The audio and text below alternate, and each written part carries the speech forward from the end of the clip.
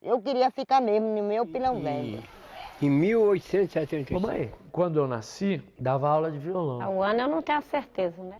Então, eu tenho essa lembrança muito viva, assim, da gente brincando no quintal com raquete de plástico, brincar de tênis, meu pai colocar um cesto de lixo na parede para a gente lançar a bola e brincar de basquete, o lance da piscina, que a gente tem vídeos incríveis, né, muito antigos de rolo, da gente dançando balé na piscina. Então eu tenho essas lembranças, lembro muito da Olimpíada, eu nasci em 76, eu lembro da Olimpíada de Moscou e do Mica, do urso que foi montado na arquibancada. Então eu tenho algumas lembranças também desse outro esporte, né, do esporte de rendimento, da TV e da Olimpíada como algo muito, muito incrível, assim, que eu gostava. Então, né, a gente sempre tem aquela coisa, eu sempre brincava de querer ser professora. Acho que quando eu comecei a me envolver, e o basquetebol tomou um grande espaço da minha vida, né? Acho que tinha escola como adolescente, e quando eu começo a praticar o basquetebol mais sistematicamente, de toda semana, envolvida com campeonato e treino, eu pensava em fazer educação física, como eu falei, eu matava aula para as aulas de educação física, mas não era uma coisa muito certa. Né? Eu adoro educação física, mas eu sei que a maioria das pessoas não gosta, não era uma coisa que, né? Era uma disciplina, né, que na escola não era tão importante, nem para os alunos, nem para a própria escola. E aí, um pouco antes de eu prestar vestibular, eles criaram um curso de esporte dentro da USP, que era justamente uma outra área paralela à educação física, que não era a educação física escolar, mas para trabalhar em outros contextos de prática esportiva.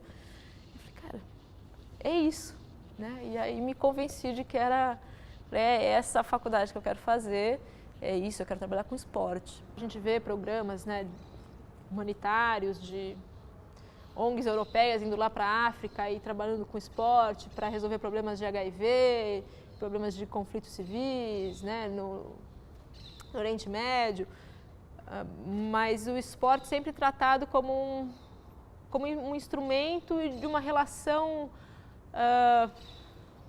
colonialista, né? E, de alguma maneira a gente vê esse traço também presente nos projetos e em algumas iniciativas no Brasil. Quando a gente começa a falar do esporte como instrumento, como esporte de inclusão social, era um esporte que me incomodava particularmente, que era um esporte meio esmola, né? Então era a ideia de oferecer, chamar as crianças, o esporte é só a motivação, é só a isca, né? Eu falei, como assim, né? O esporte foi tão fundante para mim, não pode ser isca, né? E aí uma noção também de que, extremamente equivocada e nunca verbalizada, mas que acho que estava implícita nessa lógica, que era de um esporte específico para criança pobre, né? Então era um esporte que é um esporte meio fake, né? Não é um esporte todo. E o mesmo sujeito que defendia esse esporte num projeto social, seu filho estava lá na escolinha de futebol, aprendendo, se desenvolvendo.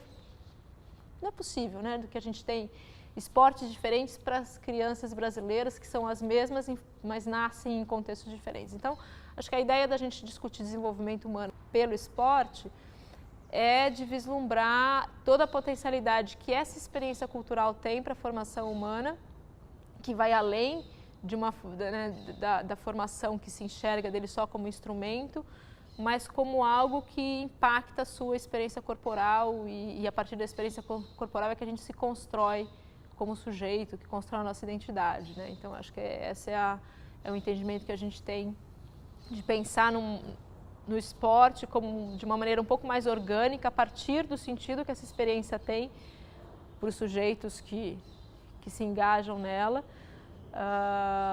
e que isso efetivamente é um fator determinante para o desenvolvimento humano, né? Esse é o entendimento e de romper. Acho que esse é uma crítica que a gente sempre fez à forma de se trabalhar com esporte nas esferas de governo ou no contexto dos programas esportivos, é de pensar, né, no esporte educacional de um lado, no esporte de rendimento do outro. A gente, né, essa cisão ela só atrapalha, né, porque a gente tem um sujeito que transita por isso tudo, né? Se a gente olhar para os sujeitos, a gente consegue entender um pouco melhor e de uma maneira mais holística e orgânica como é que essa experiência vai sendo construída a partir da história de vida das pessoas, né? E menos a partir da lógica das manifestações como entidade própria, né?